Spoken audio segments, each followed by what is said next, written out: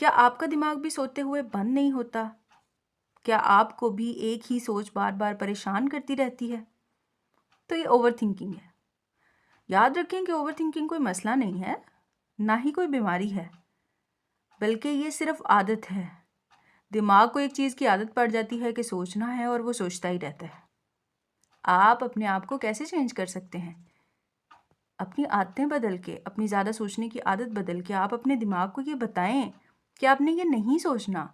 आप उसको बताएं कि उसको आप अपने दिमाग में ये बात लेके आएँ, सोचें, अपने मनफी ख़्याल को झटकें और अपने आप से ये सवाल करें, क्या ये सोच 1 हफ़्ते बाद, 1 महीने बाद या फिर 1 साल बाद भी आपके लिए इतनी ही अहमियत की हामिल है, जितना कि आप इसको अब सीरियस ले रहे हैं?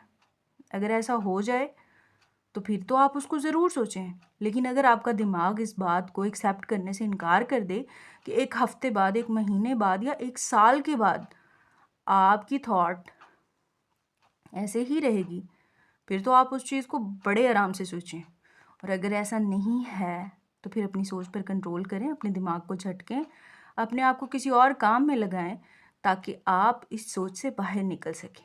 अगर आप वो टिप्स एंड ट्रिक्स जानना चाहते हैं जिससे आप अपनी नेगेटिव सोच को पॉजिटिव सोच में बदल सकते हैं, या वो कौन से तरीके हैं जिनको आप अपना के अपनी लाइफ को और अपनी थिंकिंग को इम्प्रूव कर सकते हैं और अपने आप को इमोशनली हील कर सकते हैं, स्टे कनेक्टेड। Thank you.